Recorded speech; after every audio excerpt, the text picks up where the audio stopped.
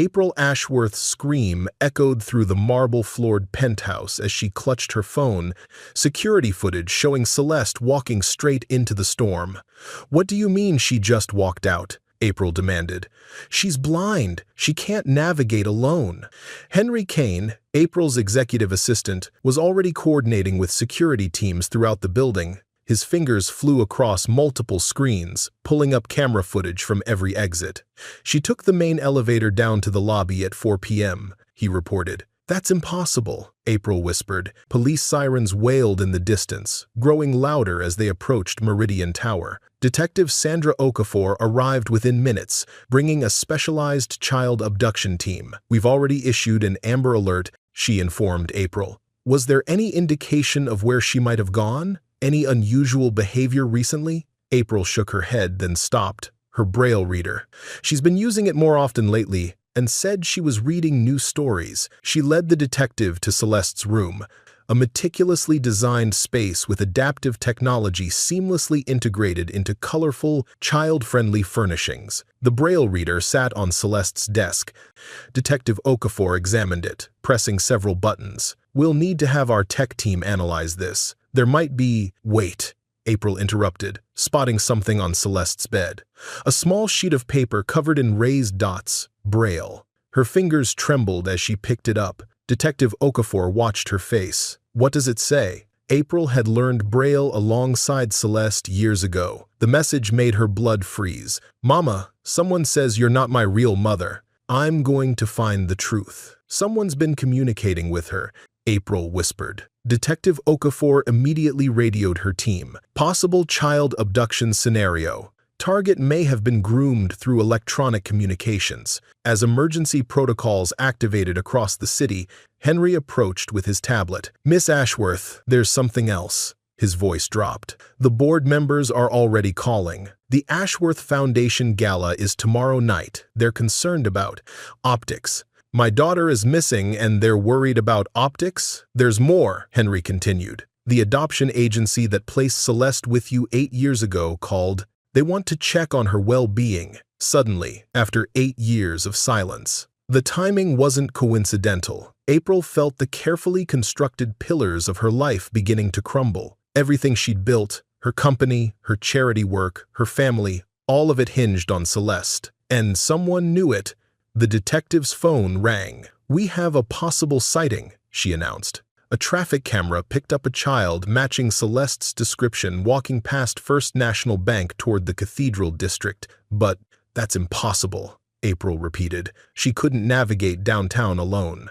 7 blocks from Meridian Tower, Thaddeus "Tad" Monroe hunched beneath his makeshift shelter as the downpour intensified.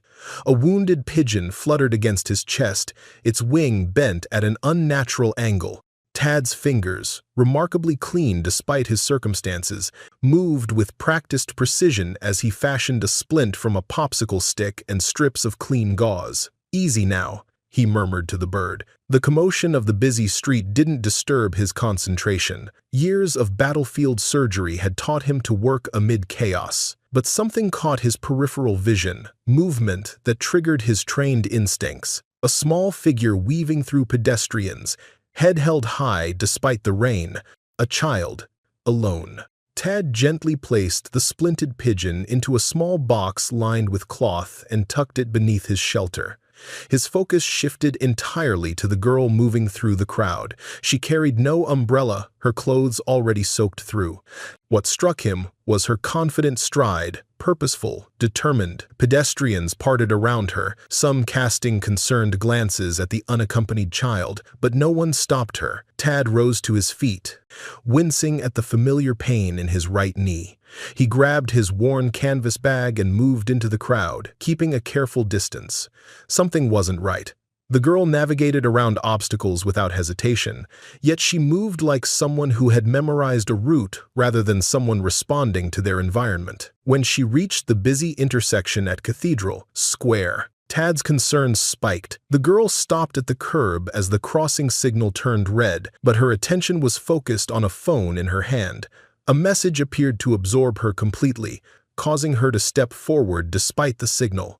A delivery truck accelerated through the intersection, its driver oblivious to the small figure now directly in its path. Tad moved without conscious thought. Decades of military training and medical instinct propelled him forward. He lunged for the child, wrapping his arms around her tiny frame and rolling them both safely onto the sidewalk as the truck thundered past, horn blaring. "Easy there, little star," he whispered. "Someone's been feeding you lies." The girl tilted her head, her eyes unfocused, but her face turned directly toward his voice. It was then he recognized her from newspaper photos and charity billboards. "Are you the one who sent the messages?" she asked, her voice surprisingly steady for a child who had nearly died. "About my real family?" Tad studied her face more carefully. Celeste Ashworth, the blind daughter of billionaire philanthropist April Ashworth. Except something wasn't adding up. Her unfocused gaze seemed practiced rather than natural. "No, child, but I know who did," he replied. Police sirens wailed in the distance. Tad noted multiple people now pointing in their direction, phones raised.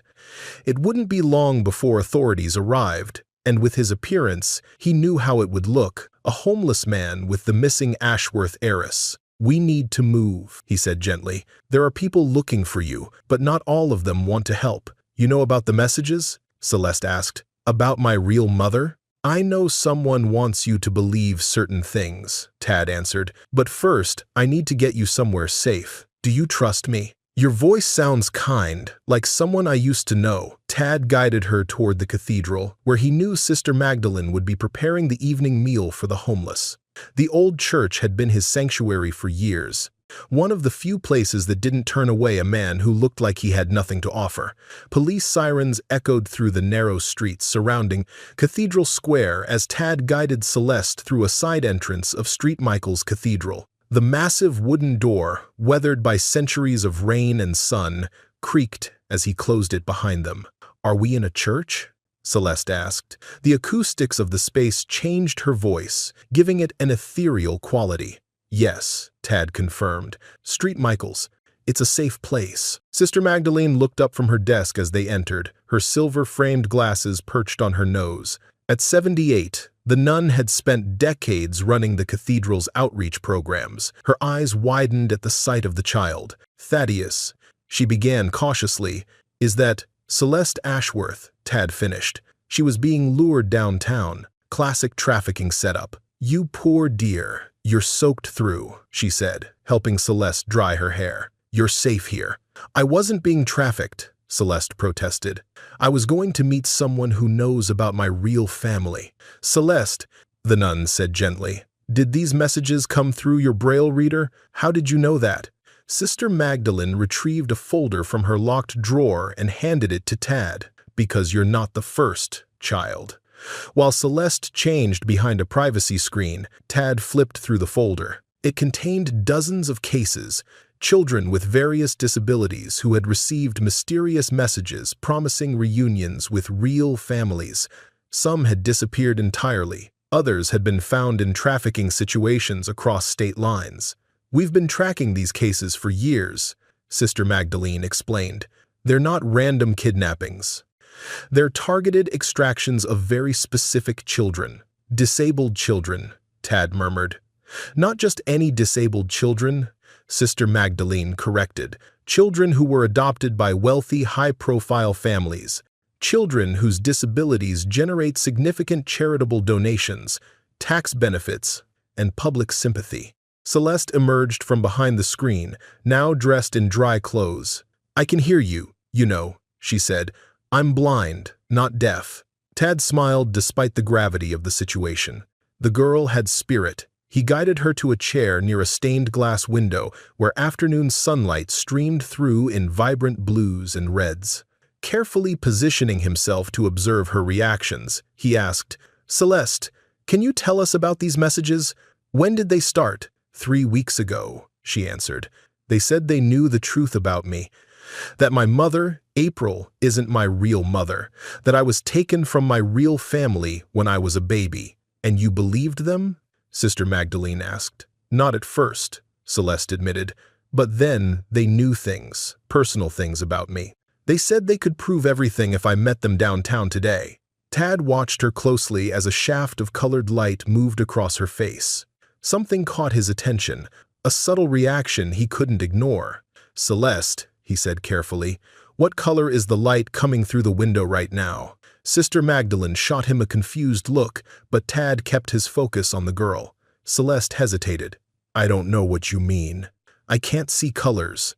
"You turned your face away from the red light when it hit your eyes," Tad observed. A normal response for someone with photosensitivity. The cathedral's bells rang, marking the hour.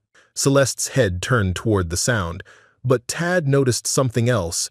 Her eyes tracked the movement of Sister Magdalene as the nun crossed the room. "Celeste," Tad said, "I was a doctor once, a surgeon who specialized in treating children. I think something very wrong has been done to you, and I need you to trust me so I can help." He picked up a pen from Sister Magdalene's desk and moved it slowly from left to right in front of Celeste's face. Her eyes followed it unconsciously before she caught herself and forced her gaze to remain unfocused. "You're not blind at all, are you, little star?" "I'm not supposed to tell?" she whispered. "The bad things will happen if I tell." Sister Magdalene gasped. "What bad things, child?" "To my mother, to April," Celeste clarified. "They said if I ever told anyone I could see, men would come and take her away. That's why I have to pretend, all the time, even when it hurts." Tad's medical mind was already cataloging possibilities. "The eye drops," he said. "You take medication for your eyes, don't you?" Celeste nodded. "3 kinds, morning and night. They make everything blurry sometimes, and the light hurts. But I can still see. I've always been able to see." The implications were staggering. Tad exchanged a grim look with Sister Magdalene. "They're not creating disabled children," he said. "They're creating the appearance of disability and selling the charitable image to wealthy families who profit from the sympathy." Sister Magdalene finished. A sharp knock at the office door made them all freeze. A young volunteer poked his head in. "Sister, there are police officers at the main entrance. They're searching the cathedral. Something about a missing child." Sister Magdalene nodded calmly. "Thank you, Michael. Please tell them. I'll be right there." As the door closed, Tad turned to Celeste. "We need to keep you safe until we understand what's happening. There's something much bigger going on here. But my mother will be worried." "Your mother," Tad said, "may be part of this system without even knowing it. Or she may know everything. We can't be sure yet." Outside, police radios crackled as the search moved closer to their location. Sister Magdalene moved to a bookshelf and pulled a specific volume, revealing a small switch. Part of the wall slid open, revealing a narrow passage. "The Underground Railroad wasn't just history in this cathedral," she explained. "These passages have sheltered those in danger for generations. They'll keep you both safe while I speak with the police." As they slipped into the hidden passage, Celeste clutched Tad's hand. "How did you know?" she whispered. "About my eyes?" "Because I've seen this before," Tad answered. "A long time ago. And it destroyed my life when I tried to expose it." The wall slid closed behind them, plunging them into darkness, a darkness that, for once, Celeste didn't have to pretend affected her more than it actually did. Rain lashed against the glass-walled executive suite of Ashworth Industries as April paced, phone pressed to her ear. The citywide search for Celeste had entered its 3rd hour, and each passing minute unraveled another thread of her carefully constructed life. "I don't care what resources it takes," she snapped into the phone. "Every camera, every officer, every search team, find her." Detective Okafor stood nearby, coordinating with officers through her radio. "The Cathedral District search is underway," she reported. "We've secured all transportation hubs, and facial recognition is running on every camera feed in the city." April ended her call and pressed her palms against the cool glass, looking out at the storm-darkened skyline. Her reflection showed a woman barely holding herself together, a stark contrast to the confident CEO whose portrait hung in the company lobby. "Miss Ashworth," Detective Okafor said, "we need to discuss something concerning. The messages on Celeste's Braille reader came from an encrypted source. Our tech team can't trace the origin, which suggests a sophisticated operation, not an opportunistic predator. Before April could respond, the elevator doors opened. Henry Kane entered, accompanied by 3 members of the Ashworth Foundation board. "What are they doing here?" April demanded. "Emergency board meeting," said Eleanor Winters, the silver-haired chairwoman. "Given the circumstances, my daughter is missing, and you called a board meeting?" "Precisely because your daughter is missing," interjected Richard Patel, the Foundation's legal counsel. "The gala tomorrow night has 400 confirmed guests, including the governor and 2 senators. The press will be looking for Celeste. We need a unified response strategy." Detective Okafor excused herself to take a call, stepping into the hallway. "My 8-year-old daughter is out there alone, possibly kidnapped, and you're worried about the gala?" Eleanor's expression softened slightly. "April, we understand you're distraught. But the Foundation's annual gala raises over $30 million for children with disabilities. Canceling would impact thousands of families who depend on our programs." Henry cleared his throat. "There's another matter," he said. "Financial." "What financial matter?" April demanded. Henry opened his tablet and displayed a spreadsheet. The auditors flagged this during the quarterly review. Tax deductions, government grants, and charitable status benefits related to Celeste's condition amount to approximately $50 million annually across your corporate holdings. "What are you implying?" "Nothing," Henry assured her. "But if there's a prolonged public situation regarding Celeste, the IRS might review these filings more closely." "Are you suggesting I'm using my daughter's disability for tax benefits?" "Of course not," Eleanor interjected. "But we must be prepared for media scrutiny. Headlines like 'Billionaire Mother Loses Disabled Daughter, Was She Overwhelmed?' are already appearing online." Detective Okafor returned. "Miss Ashworth, we have footage of Celeste nearly being hit by a truck in Cathedral Square. A homeless man pulled her to safety." She displayed the grainy traffic camera footage on her tablet. April gasped as she watched the near miss, then the man leading Celeste away. "We're treating this as a possible abduction now," Detective Okafor continued. "Teams are converging on St. Michael's Cathedral, where they were last seen entering. I want to go there," April insisted. "Miss Ashworth," Detective Okafor cautioned, "I understand your urgency, but it's better if you—" April's phone rang. She glanced at the screen, then stiffened. "It's the adoption agency." The room fell silent as she answered, putting the call on speaker. "Miss Ashworth," came a clinical voice. "This is Dr. Matthias Corvus from Global Family Connections. We've received an alert about Celeste's situation." "How?" April demanded. "The police haven't released her name to the media yet. We maintain monitoring protocols for all our special placements," Dr. Corvus replied. "I'm calling to offer our assistance in locating her. Our organization has resources that might help." Detective Okafor gestured for April to keep him talking while she signaled an officer to begin tracing the call. "I appreciate that, Dr. Corvus," April said, "though it's curious you're reaching out now. Your agency hasn't contacted us since the adoption was finalized 8 years ago." "Special circumstances require special attention," he replied, "particularly given Celeste's unique medical history. Has she maintained her prescribed regimen during this incident?"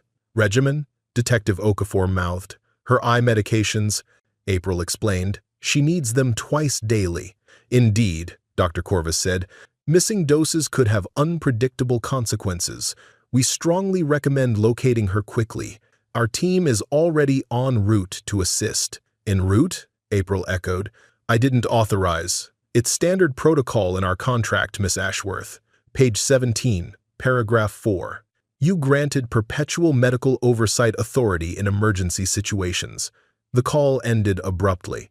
Detective Okafor immediately contacted her team. "Be advised, an unknown third party claiming medical authority over the child is attempting to insert themselves into the search. Consider potentially hostile." She turned to April. "What exactly was your arrangement with this adoption agency?" 8 years ago, after 3 miscarriages and failed fertility treatments, I sought a private adoption. Global Family Connections specialized in placing special needs children with wealthy families. They said they had a newborn with congenital blindness who needed an exceptional home. And you paid them? $2 million, April admitted, plus annual medical monitoring fees.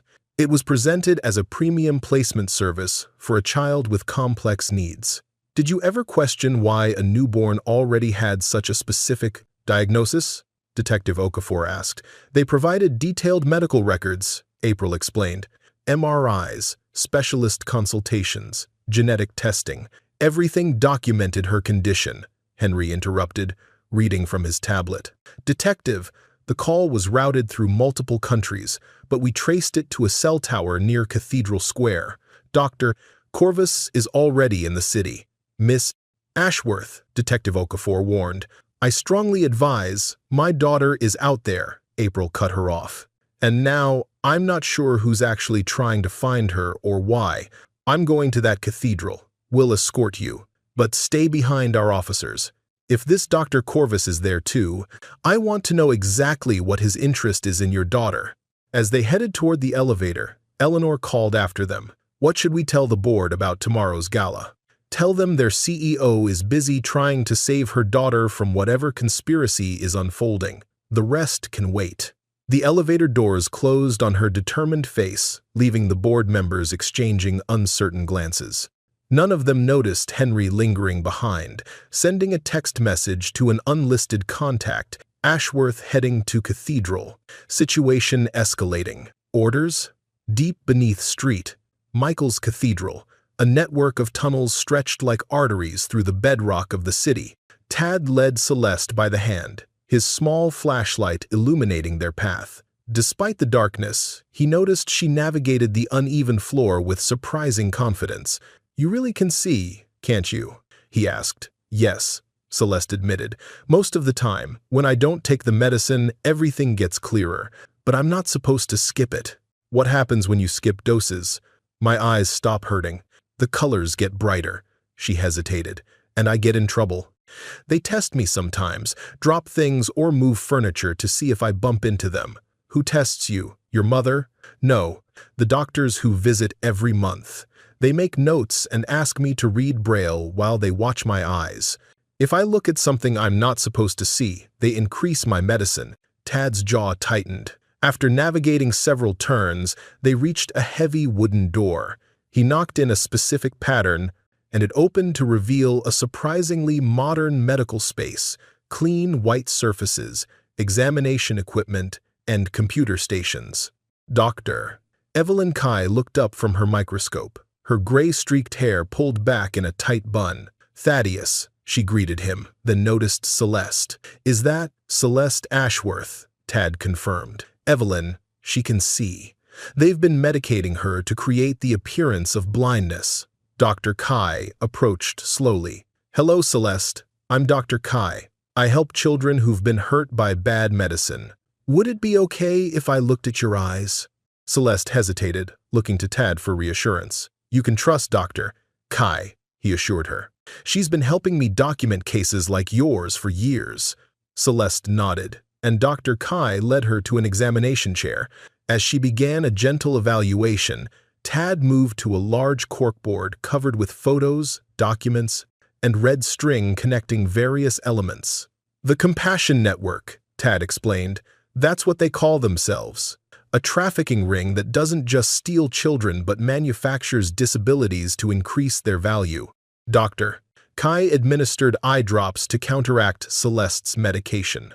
Her pupils are responding normally now. Celeste, how long have you been taking eye drops? For as long as I can remember, she answered. 3 different kinds. The blue ones sting the most. Dr. Kai exchanged a knowing look with Tad. Cyclopentolate and mydriatics, she confirmed. Systematic chemical intervention to simulate visual impairment combined with psychological conditioning. Tad turned to the wall of photos. Tell me about your medicine, little star. Celeste described her daily regimen, specific eye drops morning and night, pills that made her sensitive to light, and monthly injections during her checkups. Dr. Kai documented everything. It's consistent with the other cases, she told Tad. They're not permanently damaging the children's vision that would reduce their value. They're inducing temporary symptoms that require ongoing treatment, treatment that generates ongoing medical expenses, charitable donations, and tax benefits, Tad added. He beckoned Celeste to join him at the corkboard. Do you recognize any of these children? She studied the photos of dozens of children, all with various apparent disabilities, all adopted by wealthy families. After a moment, she pointed to several faces. I've met them at galas. This is Senator Hartwell's son, Tyler. He has autism. And this is Isabella Chen. Her dad owns technology companies. She can't walk without braces. Dr. Kai approached with a tablet. We've identified at least 200 children across 12 countries. They're not just creating blindness, autism symptoms through ketamine microdosing, mobility issues through targeted nerve damage, developmental delays through controlled malnutrition. And the families buying these children? Tad asked. Politicians who need sympathy votes, celebrities building charitable brands, corporate leaders avoiding taxes. Dr. Kai's voice was bitter. They're not parents, they're customers. A security monitor beeped, showing police vehicles surrounding the cathedral above. They're looking for Celeste, Dr. Kai observed. Not just the police, Tad said, pointing to a black SUV with tinted windows that had parked across from the cathedral. The network is here too, Doctor. Kai moved quickly to a cabinet, retrieving a small case. Celeste, these are special eye drops that will counteract the medications in your system. They'll help your eyes feel better, but won't completely normalize your vision yet. That takes time. As she administered the drops, Tad showed Celeste more photos. Do you recognize this man? Celeste studied the image. Dr. Corvus. He checks me every month. He's scary. Matthias Corvus, Tad confirmed.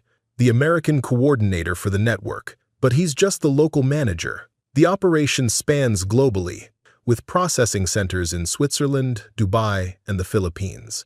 A door opened at the far end of the room, and Sister Magdalene entered through another tunnel passage. The police are searching the entire cathedral, she reported, and April Ashworth has arrived with them. My mother is here? Celeste asked. Celeste, Tad said gently, we don't know if your mother is aware of what's been done to you. She might be an unwitting participant in this system, or she might be fully complicit, Dr. Kai added. No, Celeste shook her head. She loves me. She wouldn't hurt me. Sometimes people can love their children and still be part of a harmful system, Sister Magdalene explained. Your mother might believe she's doing what's best for you. Dr. Kai turned to Tad. What's our next move? We need to understand April's role before we expose everything. If she's a victim, too, she could be a powerful ally. And if she's complicit, then Celeste needs protection from her, too. Sister Magdalene moved to the security monitors. There's someone else with the police, a man in a suit speaking with the officers. He seems to be directing them away from the south transept. Tad looked at the screen and his expression hardened. Corvus. He's steering the search away from these tunnels. How would he know about the tunnels, Doctor? Kai asked. Because this isn't his first time hunting children here, Tad replied. Sister Magdalene has been helping trafficking victims escape through these passages for decades. Celeste moved to Tad's side, taking his weathered hand in her small one. I want to see my mother, she said. I need to know if she knew about my eyes. That's dangerous, little star. If she's part of this, I'll know, Celeste interrupted. I've watched her face every day of my life while pretending I couldn't see it. I know when she's lying. There's another problem, Sister Magdalene noted. Senator Patricia Hartwell has just arrived. The security monitor showed a poised woman in her 50s emerging from a government vehicle, flanked by men with the unmistakable bearing of federal agents. The Senate Committee on Child Welfare chairwoman herself, Dr. Kai murmured. How convenient. She's part of this? Celeste asked, staring at the monitor. Her son Tyler's autism generates millions in research grants that her committee approves, Tad explained. And her husband's pharmaceutical company manufactures the treatments for conditions the network creates.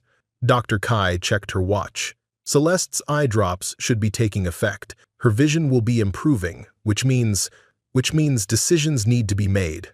Tad finished. If we're going to expose this network, we need irrefutable evidence and powerful allies. He looked at Celeste. Are you sure you want to confront your mother? Yes, she said, but I want you with me. Tad nodded. Sister Magdalene, is the passage to the sacristy clear? Yes, but once you're in the cathedral proper, you'll be visible. That's the point, Tad said. A public confrontation limits their options. They won't risk exposing their operation with witnesses present. Dr. Kai handed Tad a small device. Wear this. It's recording everything, audio and video. We'll be monitoring from here. As they prepared to leave, Celeste tugged at Tad's sleeve. Why are you helping me? You don't even know me. Because 15 years ago, I discovered what they were doing to children like you. And when I tried to expose them, they destroyed everything I had. He paused, something unspoken in his eyes. And because helping children is what I was born to do, little Star, Sister Magdalene led them to the tunnel that would take them into the cathedral's sacristy. Before they entered, Dr. Kai handed Celeste a small pendant. This has a microphone, she explained. No matter what happens, keep it on. Your testimony will be crucial to bringing down the network. The weight of their mission settled on Tad's shoulders as he took Celeste's hand. They were about to challenge a conspiracy that reached into the highest levels of power, with only truth as their weapon.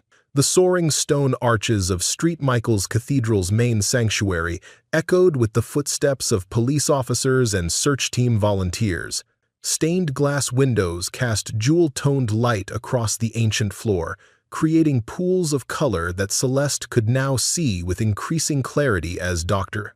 Kai's counteracting medication took effect. Tad and Celeste emerged from the sacristy door, immediately drawing the attention of nearby officers. Radios crackled with urgent communications. Target located, east side, near the altar. Within moments, they were surrounded by police. Detective Okafor pushing to the front of the group. Celeste Ashworth? She confirmed. Are you hurt? I'm fine, Celeste assured her. This man saved me from a truck. He brought me here to keep me safe. Detective Okafor turned her attention to Tad. Sir, you need to step away from the child. Detective, Tad replied, my name is Dr. Thaddeus Monroe. I'm a former pediatric surgeon. This child is in medical danger, and we need to speak with her mother immediately. Celeste. April's voice rang through the cathedral as she pushed past the officers, dropping to her knees and embracing her daughter. Thank God you're safe. Celeste returned the hug, but her eyes, now tracking movement with obvious precision, were studying her mother's face intently. Detective Okafor gestured for her officers to surround Tad. Sir, you're being detained for questioning regarding a possible abduction. He didn't abduct me, Celeste interjected. He saved me. I left home because of the messages telling me about my real family. April's face paled. Messages? What messages? Before Celeste could respond, the cathedral's massive doors swung open. Senator Patricia Hartwell entered, flanked by federal agents in dark suits. Behind her walked Dr. Matthias Corvus, his medical bag clutched in one hand. Miss Ashworth, Senator Hartwell called, striding forward with practiced authority. I came as soon as I heard. The Senate Committee on Child Welfare takes such incidents very seriously. Detective Okafor stepped forward. Senator, this is an active police investigation. We haven't requested federal involvement. Child welfare crosses jurisdictional boundaries. Detective, the senator replied. Doctor, Corvus approached April and Celeste. Miss Ashworth, I need to examine Celeste immediately. If she's missed her medication schedule, there could be complications. Tad, still surrounded by officers, spoke clearly for the recording device. What complications, Dr. Corvus? Complications like her vision improving? Like her realizing she's never actually been blind? The cathedral fell silent. All eyes turned to Tad, then to Celeste, who was now obviously tracking the movement around her. This man is clearly delusional, Dr. Corvus said. Detective, I recommend you remove him while I attend to my patient. April looked between Dr. Corvus and her daughter, confusion evident on her face. What is he talking about, Doctor? Before Doctor, Corvus could respond. Celeste spoke up. I can see, Mama. I've always been able to see. The medicine makes it blurry and painful, but I can see. April's expression froze. That's not possible. You were diagnosed at birth. There are medical records, specialists' opinions, all falsified, Tad interjected. Your daughter is part of a trafficking network that creates the appearance of disabilities in children, then places them with wealthy families who benefit from tax breaks and charitable status. Senator Hartwell stepped forward. Officers, arrest this man for spreading dangerous conspiracy theories and interfering with a child's medical care.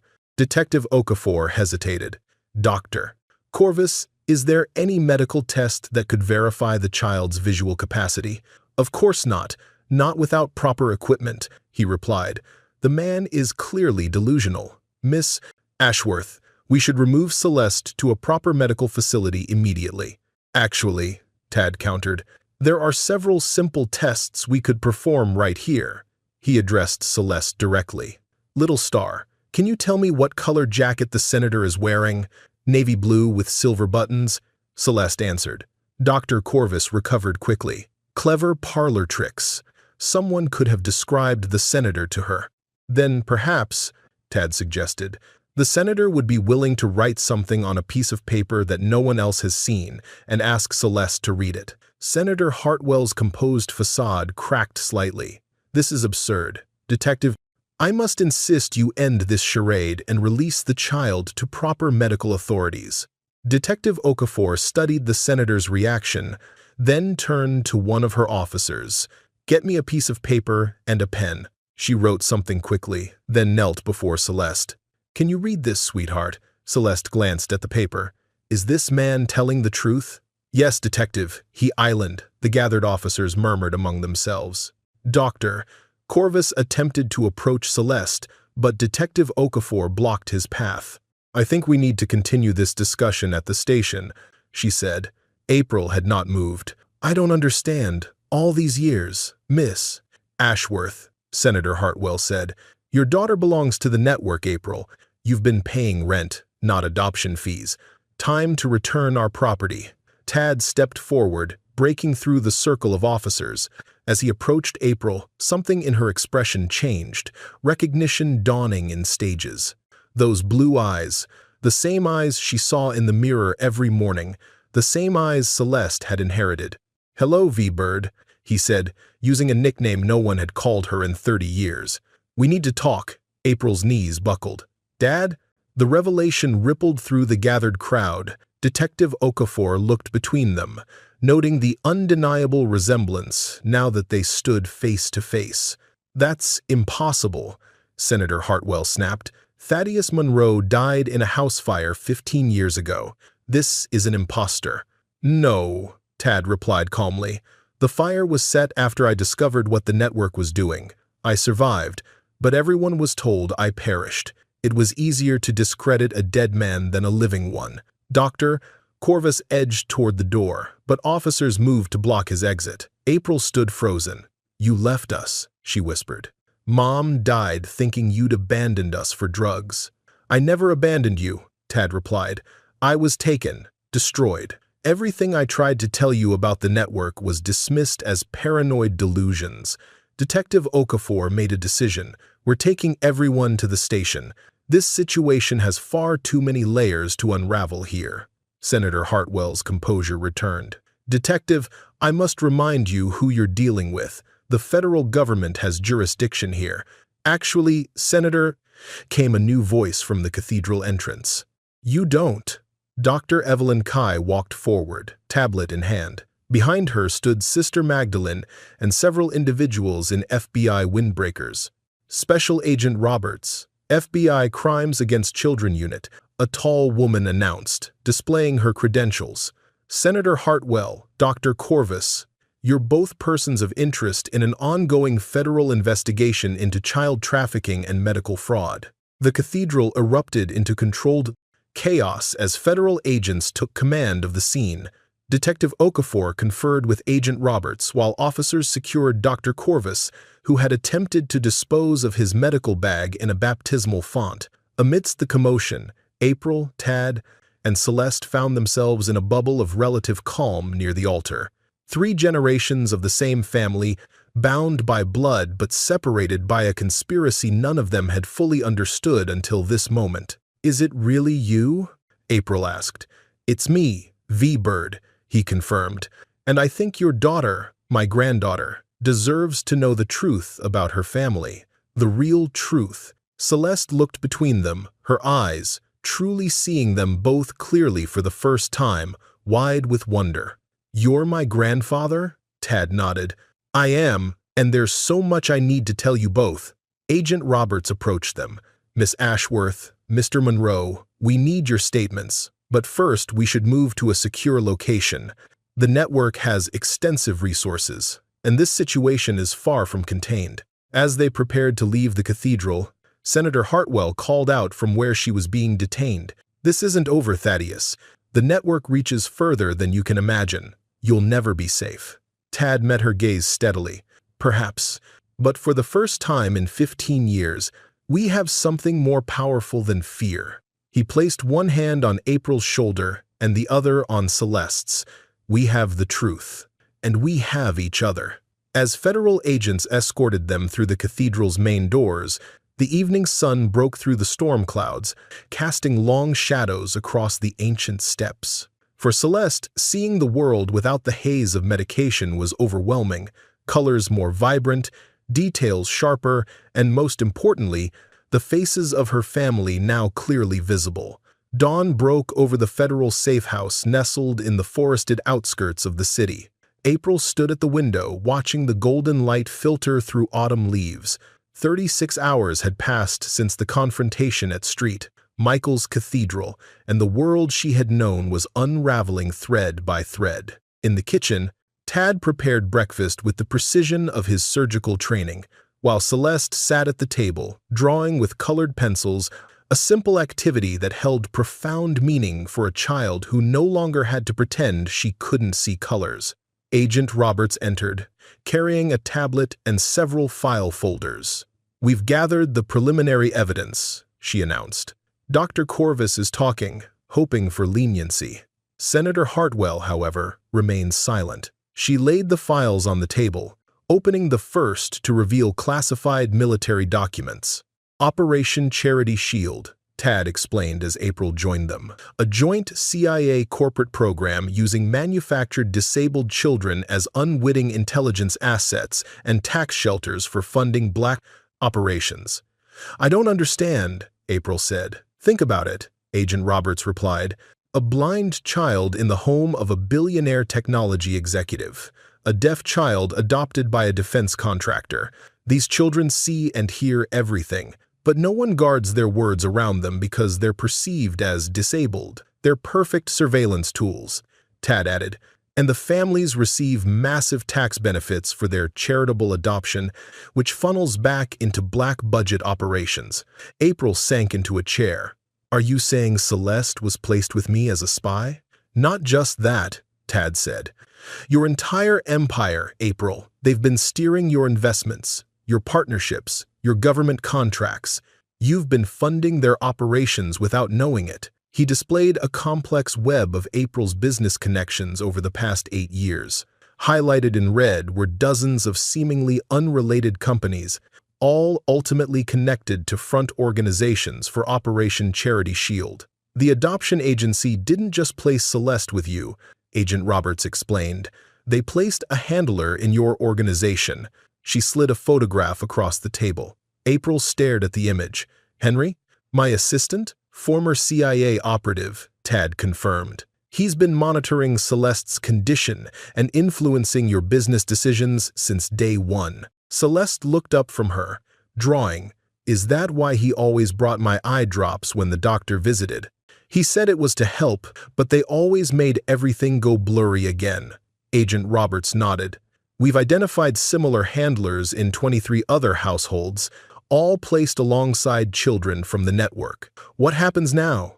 To my company? To my foundation?" "That depends," Agent Roberts said carefully, "on how much you knew. I knew nothing about falsifying Celeste's condition. I believed what the doctors told me, that she was born blind." Everything I built around childhood disability causes was genuine.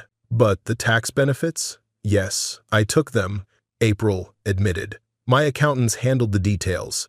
I never questioned whether Celeste's medical documentation was legitimate. Tad placed a comforting hand on her shoulder. The network's genius was making everyone complicit without their knowledge. The families, the doctors, the charitable foundations, all unwittingly supporting a system of abuse. A young FBI analyst entered, interrupting their conversation. Agent Roberts, we've got movement. The board of Ashworth Industries has called an emergency meeting. They're voting to remove Miss Ashworth as CEO, citing medical fraud concerns and failure of oversight. April's face hardened. They can't do that without my shares. That's just it, the analyst continued. There's unusual trading activity.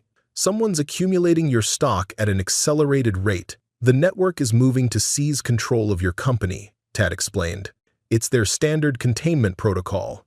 They're cutting you off from your resources before you can use them against them.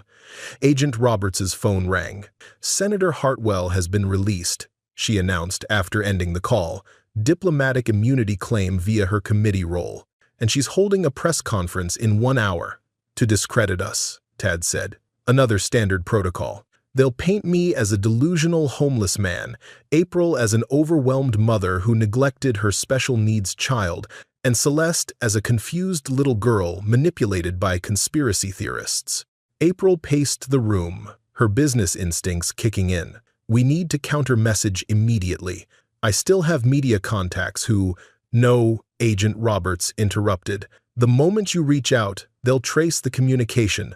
This safe house location will be compromised. Celeste, who had been quietly drawing throughout the conversation, suddenly spoke up. What about the others? The adults turned to her. The other kids like me, she clarified. If they stop taking their medicine too, will they get better like I am? Tad knelt beside her. Yes, little star. Then we need to help them, Celeste said. All of them.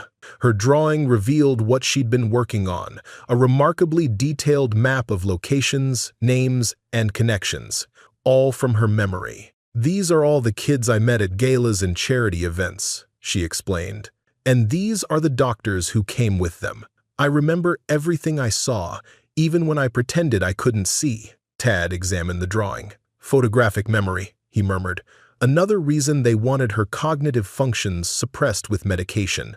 Agent Roberts studied the drawing. This is incredible. Locations, names, connections we didn't even know about. 23 children, Celeste said. That's how many I've met who are like me. They all had doctors who came with them to events. They all took medicine that made them sick. April stared at her daughter with newfound understanding. All those charity galas and foundation events, the network was using them as meeting opportunities.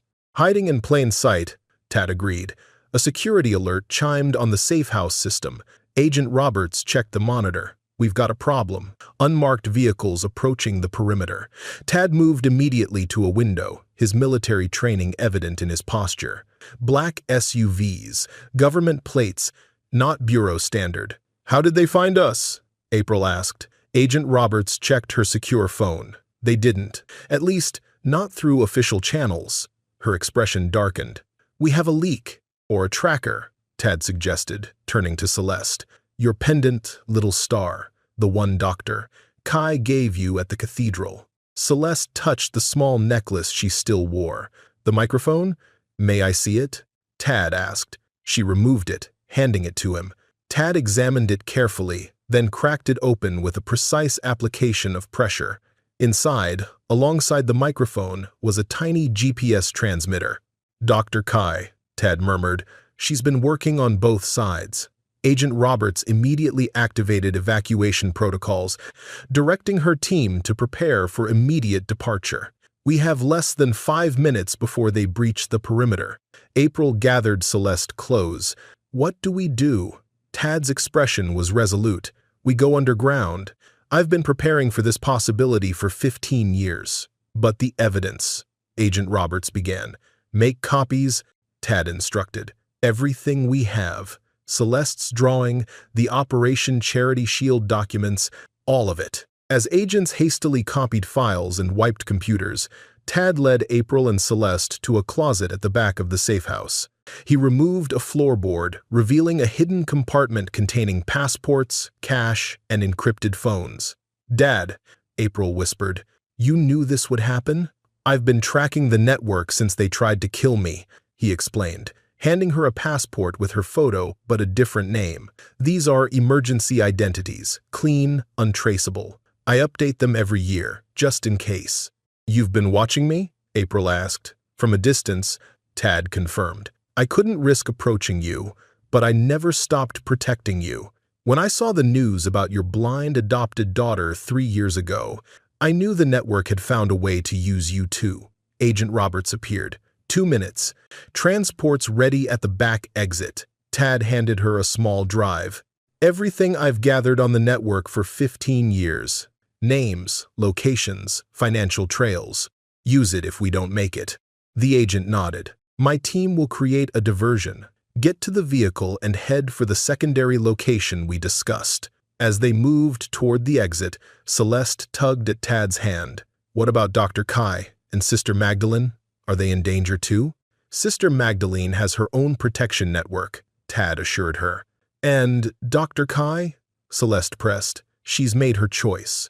Outside, engines roared as vehicles approached. Agent Roberts directed them to a nondescript sedan with tinted windows. "This car has diplomatic plates. It should get you through most checkpoints without scrutiny." As they prepared to leave, April turned to the agent. "Why are you helping us? The network clearly has influence in federal agencies too." "Because I have a niece," Agent Roberts replied. "Adopted by my sister 5 years ago. Born with cerebral palsy," they said. "After what you've revealed, I'm not so sure anymore." The implication was clear. The conspiracy had touched countless families, including those of the agents investigating it. As they drove away from the safe house, Tad took a circuitous route through back roads and rural highways. Celeste watched the landscape pass, reveling in the clarity of her vision as the medication continued to leave her system. "Where are we going?" April asked. "To the one place the network can't reach," Tad replied. "A facility they don't know exists, built by people they've underestimated for years." "What people?" "The ones who escaped," Tad said. "Former products of the network who've been building a resistance movement. People like me, who were destroyed but not defeated." From the back seat, Celeste spoke up. "I remember something Dr. Corvus said once, when he thought I couldn't hear. He told someone on the phone that the Swiss facility is ready for the next processing group. The manufacturing center," Tad said, "where they create the disabilities before placing the children." "Then that's where we need to go," April said. "Not just to hide, but to stop them, permanently." As they drove toward an uncertain future, 3 generations united by blood and by purpose, the car radio broadcast breaking news. Senator Patricia Hartwell has announced an investigation into what she calls dangerous conspiracy theories targeting legitimate adoption agencies.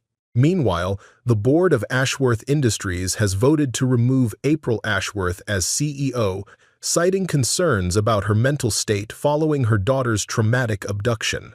The mountain road wound through dense alpine forest, each hairpin turn revealing glimpses of snow-capped peaks against the twilight sky. After 3 days of careful travel, changing vehicles, using cash only, and staying off main highways, they had finally reached the outskirts of Lugano, Switzerland. Tad navigated the rental car with practiced precision, his eyes constantly checking the rearview mirror. Beside him, April studied a secure tablet containing files transmitted by Agent Roberts before communications went dark. In the back seat, Celeste dozed, exhausted from their journey but recovering more of her natural vision each day. "The facility should be just beyond the next ridge," Tad said. "Officially registered as a specialized pediatric research institute." April looked up from the tablet. "According to these financial records, it receives funding from 17 different pharmaceutical companies, all subsidiaries of larger corporations owned by network members." "Perfect cover," Tad noted. Medical research justifies the specialized equipment and controlled environment. And Switzerland's privacy laws shield them from outside scrutiny. He pulled the car to the side of the road, parking behind a stand of thick pine trees. From their elevated position, they could see lights illuminating a modern complex nestled in the valley below, glass and steel architecture disguised with traditional alpine aesthetics. Tad retrieved a pair of high-powered binoculars from his bag. 3 main buildings, he observed, perimeter security, controlled access points, but designed to look like a high-end medical spa rather than a fortress. "How do we get in?" April asked. "We don't. Not directly." Tad returned the binoculars to his bag and removed a secure satellite phone. "We have allies inside." Celeste stirred in the back seat. "Are we there?" "Almost, little star," Tad assured her, "just waiting for our guide." As if on cue, the satellite phone buzzed with an incoming message, "Creek bed, 15 minutes. Come alone." Tad's expression revealed nothing, but April caught the tension in his shoulders. "You're not going alone," she stated. "I have to," he replied. "This contact won't approach if there's more than one person." "Dad, we just found each other after 15 years. I'm not losing you again." "I survived 15 years on the streets while hunting the network," Tad reminded her. "I know how to stay alive." He checked his watch, then retrieved a small case from beneath the driver's seat. Inside was a compact handgun and a set of communication devices. "Military-grade encrypted comms," he explained, handing earpieces to April and Celeste. "If anything happens, you drive away immediately." Agent Roberts left emergency protocols on the tablet. "I don't like this," April protested. "Neither do I," Tad admitted. "But we're out of options. The network has already frozen your assets, taken your company, and branded us fugitives. This facility is our only chance to gather concrete evidence." Celeste leaned forward from the back seat. "I'm coming with you." "Absolutely not," April began. "Actually," Tad interrupted, "she might be right. Have you lost your mind? Our contact is a former nurse who escaped the facility 3 years ago. She's been helping us document what happens inside, but she's extremely cautious. She specifically requested I come alone because she doesn't trust adult strangers. But she might trust a child," Celeste reasoned. "It's too dangerous," April insisted. "Mom," Celeste said, "I've been living dangerously my whole life without knowing it. I've been drugged and lied to every day. At least now I understand the risk." "She has a point," V-Bird. "And 2 people moving through the forest is safer than 1. After intense debate, they reached a compromise. Tad and Celeste would meet the contact while April maintained communications from the car, ready to implement emergency extraction if needed. As dusk deepened into night, Tad and Celeste made their way down a steep path toward the creek bed, using the dense forest for cover. The facility's lights glowed in the valley below, deceptively peaceful. "Stay close," Tad whispered. "Watch where I step. I can see better in the dark now," she assured him. They reached the creek bed, a shallow stream gurgling over smooth stones. Tad scanned their surroundings, senses alert for any sign of their contact. "You brought the child," came a soft voice. "Smart." A figure emerged from behind a large boulder, a woman in her 40s with close-cropped gray hair and alert eyes. She wore hiking clothes that blended with the forest. "Katja," Tad acknowledged. "Thank you for coming." The woman approached cautiously, her attention fixed on Celeste. "Which program were you in?" she asked. "Blindness simulation," Celeste answered. "Cyclopentolate and mydriatics, plus light sensitivity inducers. They've increased security since you published those photos online," she told Tad. "The network knows you're closing in." "We need to get inside," Tad said. "We need irrefutable evidence of what they're doing." "Impossible," Katja replied. "Even my access is limited now. They've compartmentalized operations after the American exposure. There must be a way." Katja hesitated, then pulled a small device from her pocket, a security badge. "This will get you into the East Wing maintenance areas. From there, you might reach the processing center." She glanced at Celeste. "But not with the child." I'm not leaving her. You won't need to, Katja explained. Tomorrow morning at 9 a.m., a new group arrives. 12 children scheduled for evaluation. I can add her to the intake list as a transfer from the American program. Absolutely. Not, Tad objected. We're not sending her inside alone. Not alone, Katja corrected. I'll be the intake nurse. Once inside, she can create a distraction while I unlock the secure server room. That's where all the evidence is stored. Medical protocols, client lists, financial records. It's too risky. I can do it, Celeste interjected. I know how to pretend. I've been pretending my whole life. Katja studied the girl with newfound respect. She has courage. She's 8 years old. I want to help the other kids, Celeste insisted. Little star, you don't have to do this. We can find another way. What other way? She challenged.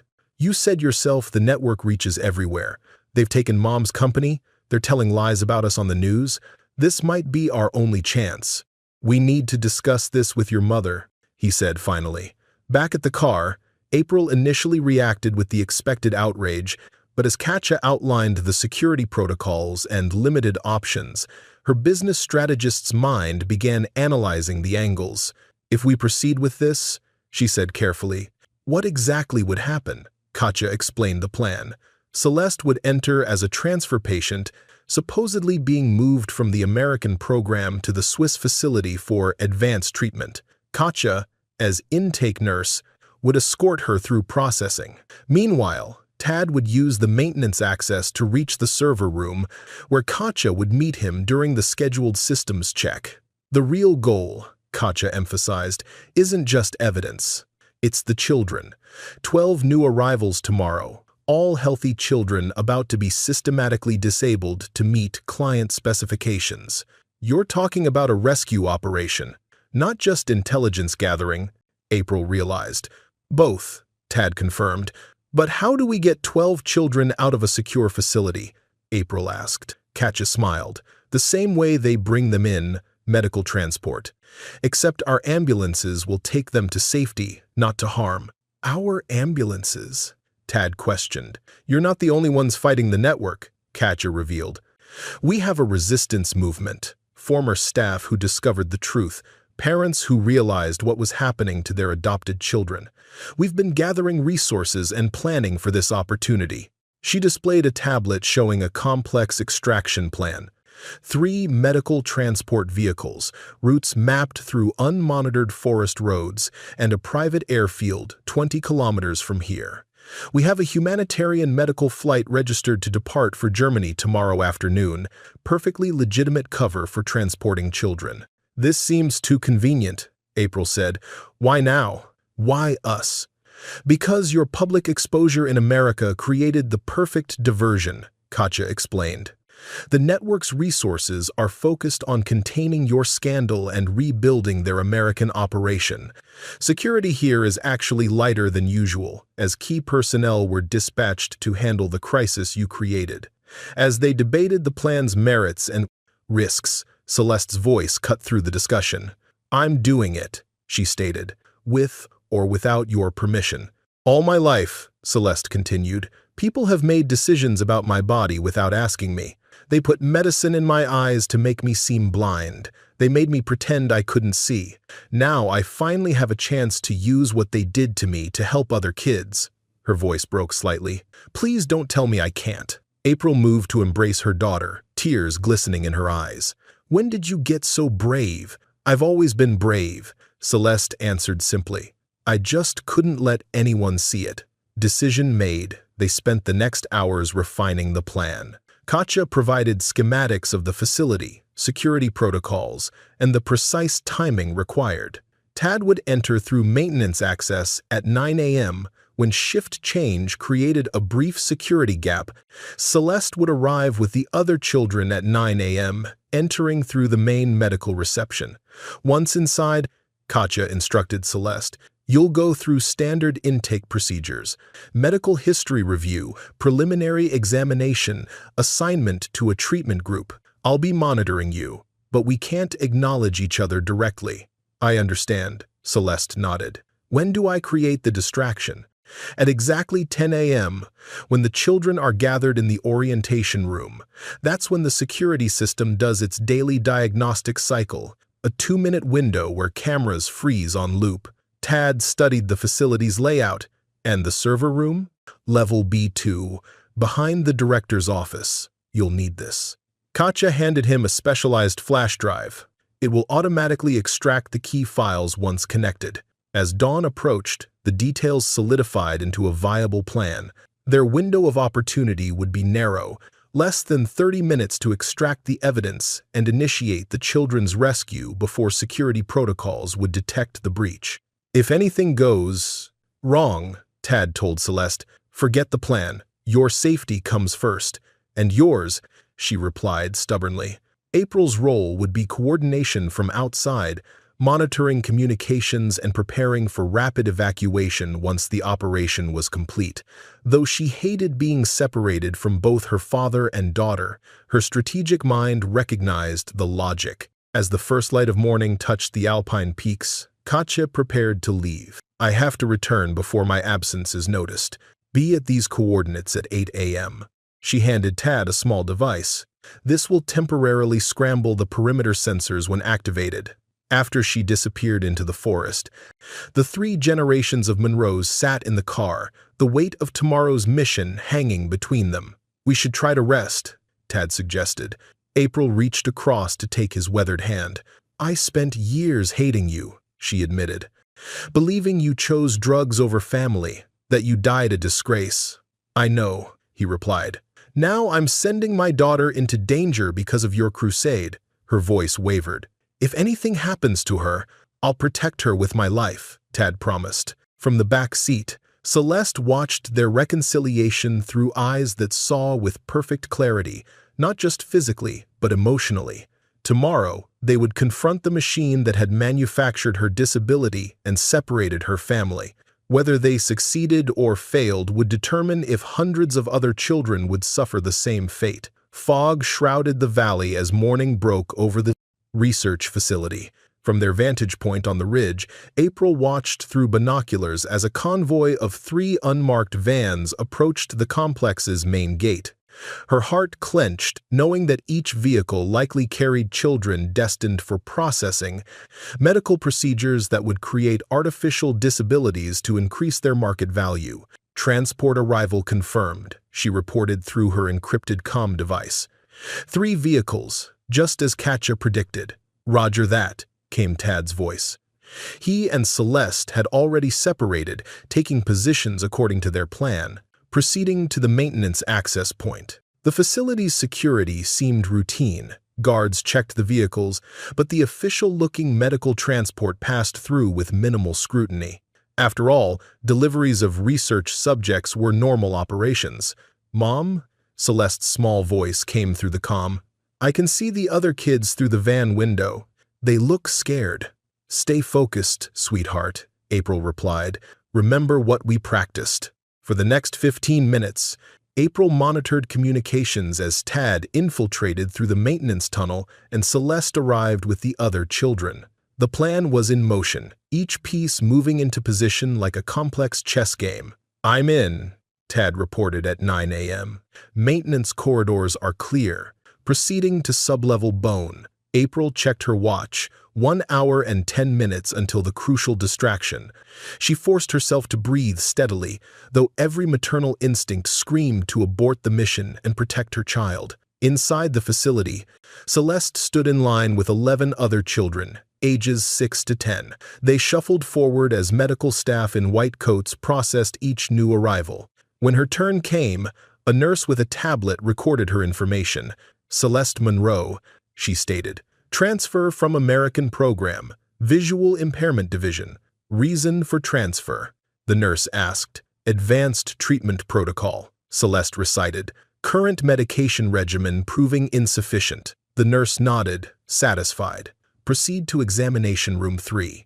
As Celeste moved through the sterile corridor, she cataloged every detail, the security camera positions, the staff movement patterns, the access panels requiring keycards. Her formerly suppressed intelligence now worked at full capacity, her photographic memory storing information they would need later. Meanwhile, Tad navigated the service areas, his former military training evident in his silent movement. His disguise, maintenance coveralls appropriated from Katja, allowed him to move with relative freedom through the less secure areas. "Approaching server level," he whispered. "Security is lighter than expected. Most guards seem concentrated around the main medical wing." "That matches Katja's intelligence," April confirmed. Focus shifted to the new arrivals.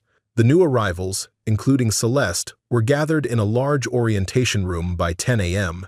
Medical staff distributed water and explained the facility's rules in soothing, clinical tones, describing it as a special treatment center for exceptional children. The other children, none showing any signs of disability yet, looked confused and frightened. Celeste scanned the room, identifying Katja among the medical staff. Their eyes met briefly, an imperceptible nod exchanged. "I count 12 children total," Celeste sub-vocalized into her hidden comm device. "Average age 8 years. All appear healthy. No visible disabilities." "As expected," April replied. "Remember, 15 minutes until distraction time." On sub-level B2, Tad encountered his first significant obstacle, a security checkpoint outside the administrative section housing the server room. 2 guards monitored access, checking credentials of all personnel. "Security checkpoint not on the schematics," he reported.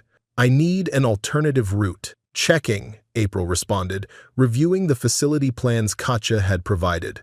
"There's a utility conduit through the adjacent laboratory wing, section 23B on your map." Tad backtracked, locating the unmarked access panel that would bypass the checkpoint. As he worked to open it, a voice came from behind him. "Maintenance requested in Sector 5, a white-coated lab technician stated, looking at Tad. "Why are you on this level?" Tad kept his face partially averted. "Climate control issue in the server room. Running hot." "I didn't see a work order for that." "Emergency call down," Tad replied. "Systems flagged critical temperature 15 minutes ago." For a tense moment, the technician seemed ready to challenge him further.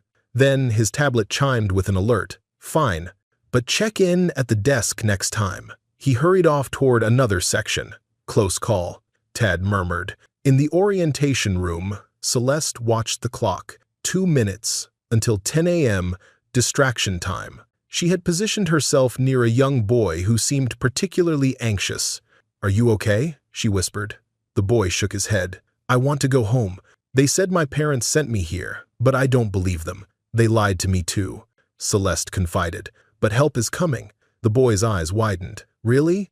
When things get crazy, stay close to me." At exactly 10 a.m., Celeste implemented their plan. She stood suddenly, pointing at the ceiling with a terrified expression. "There's smoke. I see smoke." The other children looked up in confusion, seeing nothing. But Celeste's performance was convincing. She began coughing dramatically and backing toward the emergency exit. "Fire!" she shouted. "I smell fire!" The medical staff moved to calm the children, but several were already becoming agitated. Katja used the confusion to slip away, ostensibly to check the hallway for the reported smoke. "Distraction initiated," Celeste reported. "Katja is moving." "Roger that," Tad confirmed. "I'm at the server room door, awaiting access." 2 minutes later, as the security cameras ran their diagnostic loop, Katja appeared at the server room's secondary entrance, using her access card to admit Tad. "We have exactly 4 minutes before the system registers unauthorized access," she warned. Tad worked quickly, inserting the specialized drive into the main server port. The device automatically began extracting critical files, patient records, treatment protocols, financial transactions, and most importantly, client lists connecting wealthy adopters to the children they had purchased. "Download at 60%, he reported. "Katja, I need access to the director's private server as well. That system requires biometric authentication. I can't bypass it."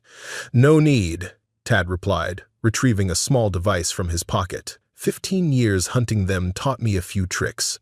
He attached the device to the biometric scanner, which quickly cycled through stored fingerprint patterns until finding a match. "Download complete on the main server," April confirmed. Standing by for director's files. In the orientation room, Celeste's distraction had evolved. Several children were now genuinely upset, and the medical staff struggled to maintain order. We need to proceed to the next phase, Celeste urged through her comm. They're calling for security. Copy that, April responded. The extraction team is in position. On my signal. Outside the facility, 3 legitimate-appearing ambulances had arrived at the main gate, their drivers presenting credentials as a medical transfer team from Geneva University Hospital. The coordination was flawless, exactly as the resistance movement had planned. Director's files secured, Tad reported, evidence obtained. Moving to the extraction point, Katja led Tad through a service corridor toward the medical wing where Celeste and the other children waited.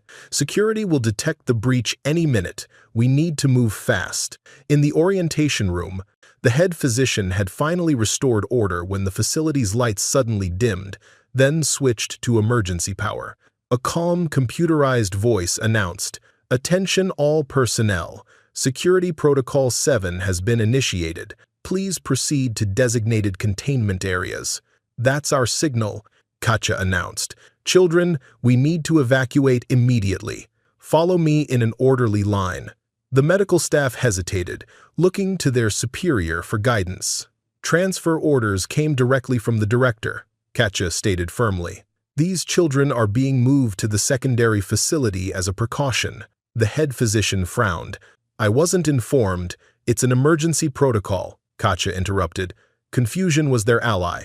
As alarms began to sound in distant parts of the facility, the medical staff's training kicked in. Protocol dictated evacuation of research subjects during security breaches. Celeste gathered the children, whispering reassurances. "We're going somewhere safe. Just stay together."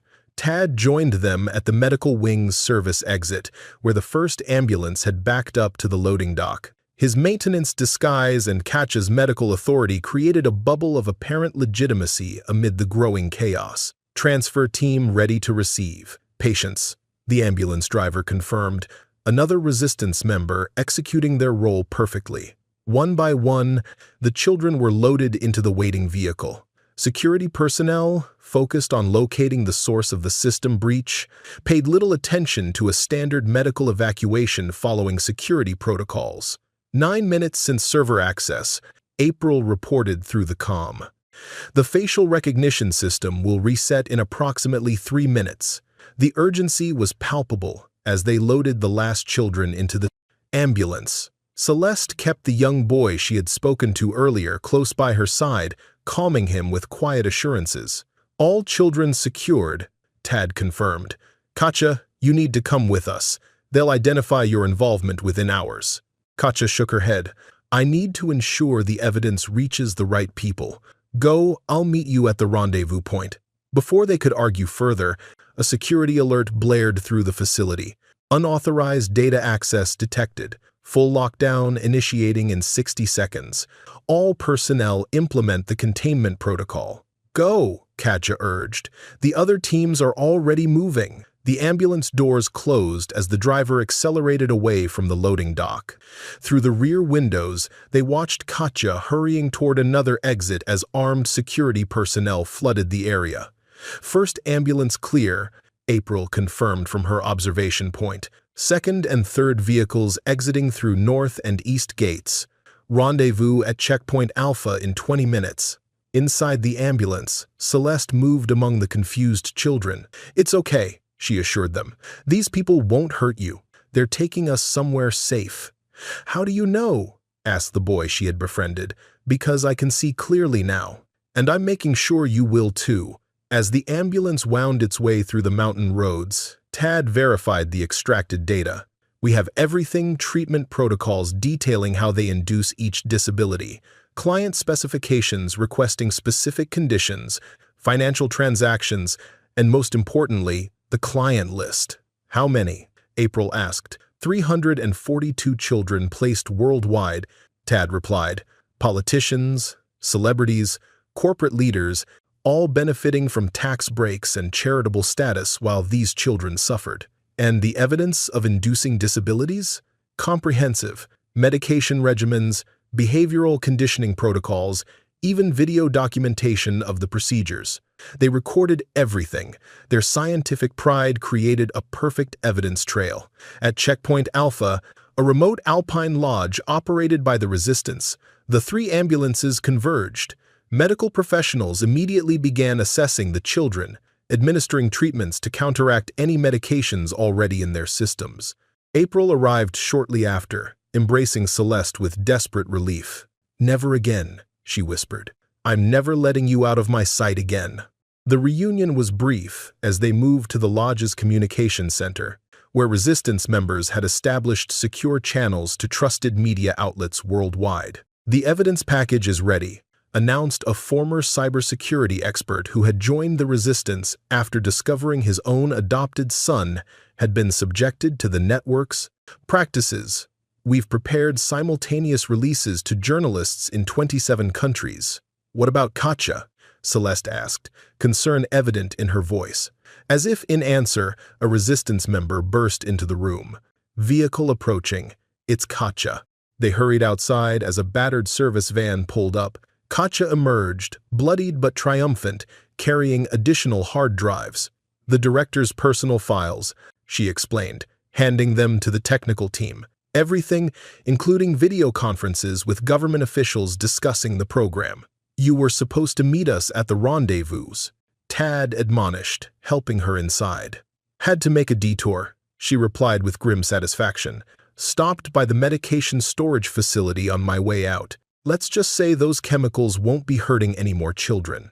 Within the lodge, the rescued children were already showing signs of recovery. Medical staff explained that most of the conditions induced by the network were reversible with proper treatment. The psychological damage would take longer to heal, but with proper support, these children had a fighting chance at normal lives. "We're ready to transmit," the communications team announced. Simultaneous release to all channels in 3 minutes.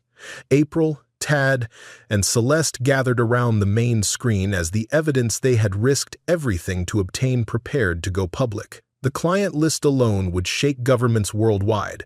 17 senators, 4 Supreme Court justices, dozens of celebrities, and over 100 corporate leaders were implicated. "This ends today," Tad said quietly, "after 15 years of fighting from the shadows." "Not just ends," April corrected.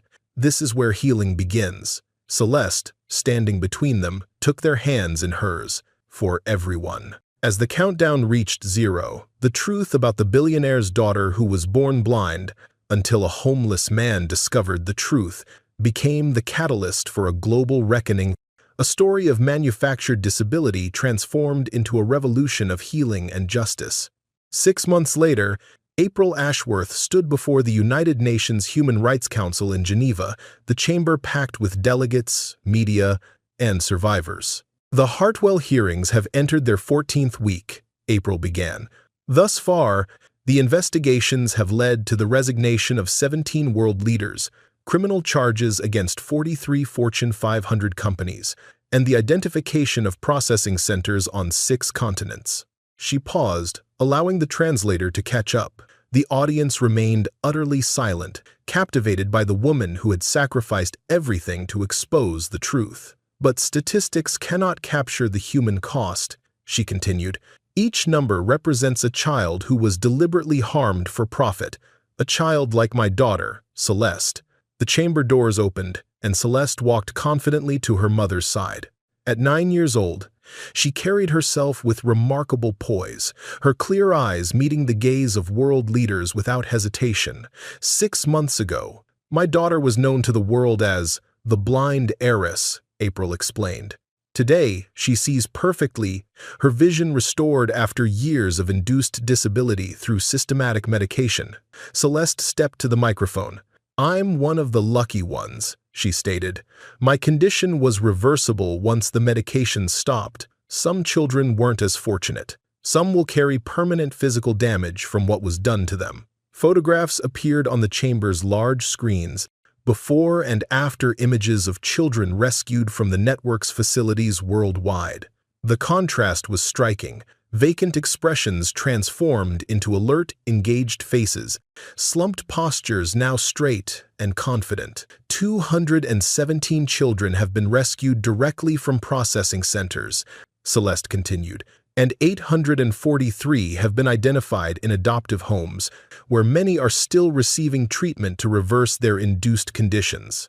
In the front row, Tad Monroe sat beside Dr. Evelyn Kai, whose early betrayal had been revealed as a complex deception. She had been working as a double agent within the network for years, gathering evidence while appearing to serve their interests.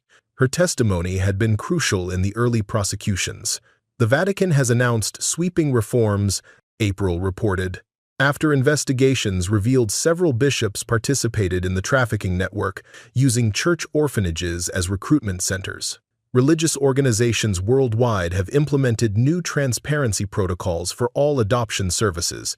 The evidence they had extracted from the Swiss facility had proven more damning than they could have imagined. Operation Charity Shield's documents revealed a conspiracy spanning decades. Children manufactured to specification, marketed to wealthy clients who benefited from tax breaks and public sympathy, all while unwittingly funding black operations that perpetuated the cycle. Senator Hartwell remains in custody, April continued, having been denied diplomatic immunity when the extent of her personal profiteering was exposed. Her cooperation has been instrumental in identifying higher-level operatives within the network. The Hartwell hearings, named after the disgraced senator, had dominated global news for months. Each day brought new revelations, new arrests, new children identified and rescued. What had begun as one family's fight for truth had become a worldwide reckoning. This was never about justice through courts alone, April emphasized.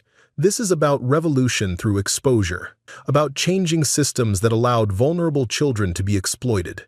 She gestured to the chamber doors, which opened to reveal dozens of children entering, all former victims of the network, now in various stages of recovery. They filled the aisles, a living testimony to both the horror they had endured and the resilience of the human spirit. "I stand before you having lost everything I once valued," April acknowledged. "My company, my social position, my wealth, all gone. But I have gained something far more precious, the truth. My father's return to my life and my daughter's genuine sight." The chamber erupted in applause as Tad joined his daughter and granddaughter at the podium, 3 generations united not just by blood, but by their shared mission. After the formal proceedings, they retreated to a private room where Sister Magdalene waited. Now serving as coordinator for the International Child Recovery Initiative, she had transformed St. Michael's Cathedral into a rehabilitation center for network victims. "The Swiss facility has been secured," she reported. "All children have been placed in proper medical care, and the staff who cooperated are providing testimony." "And Katja?" Celeste asked eagerly. "Coordinating the Geneva Rehabilitation Center. She's requested your presence there tomorrow. Apparently several children have been asking to meet the girl who could always see." Tad studied a tablet displaying global recovery operations. "The Dubai facility director is talking. Says he can identify board members from the primary financing corporation. That's the last major node," April noted. "Once we have the financing structure exposed, we can dismantle their ability to rebuild." Outside the UN complex, hundreds of former network victims and their families had gathered in solidarity, a community forged through shared trauma and healing. Many held signs thanking the Ashworth-Monroe Truth Commission that had grown from their initial exposure. Later that evening, in their hotel suite overlooking Lake Geneva, the family shared a quiet moment of reflection. April had transformed the remnants of her fortune into the Clarity Foundation, dedicated to identifying and treating children with manufactured disabilities worldwide. "Did you ever imagine this outcome?" she asked her father, as they watched Celeste drawing at the table. Another talent that had blossomed once her medication ceased. "Not in my wildest dreams," Tad admitted. "For 15 years, I fought alone, considered a delusional conspiracy theorist. Now those same conspiracies are headline news." Celeste looked up from her drawing, a remarkably detailed rendering of the Swiss facility where their revolution had begun. "I'm making copies for all the rehabilitation centers," she explained, "so the children can see where they came from and understand they weren't crazy when they suspected something was wrong." Her photographic memory had become a powerful tool in the recovery effort. She could identify trafficking handlers by their voices alone, having unconsciously memorized their speech patterns during years of pretending not to see them. Her testimony had already led to dozens of arrests. "The board meeting is tomorrow," April reminded them. "They'll vote on implementing the new protocols in all UN member countries." The Ashworth Protocols, as they had been named, established unprecedented oversight for adoptions involving children with disabilities, medical verification requirements, ongoing independent assessments, and whistleblower protections for medical staff who suspected abuse. Will it be enough? Tad wondered aloud. The network operated undetected for decades. "It has to be," April replied. "We've exposed the truth. Now we have to ensure the systems change permanently." A notification chimed on Tad's tablet, secure message from Agent Roberts. She had been promoted to lead a specialized FBI division targeting medical trafficking networks, her own niece among those now receiving treatment for induced autism symptoms. "The Philippines facility has been located," Tad announced, reading the message. "Extraction operation scheduled for tomorrow night." Celeste set down her pencil. "How many children?" 34, Tad answered. April moved to the window, watching lights reflect on the lake surface. 6 months ago, I believed I was saving children through my charitable work. Now I know I was unwittingly supporting their exploitation." "You were a victim too," Tad reminded her. Celeste joined them, her drawing complete. It showed not just the facility, but a new addition. Children walking out into sunlight, eyes wide with wonder. "This is how I remember it," she explained.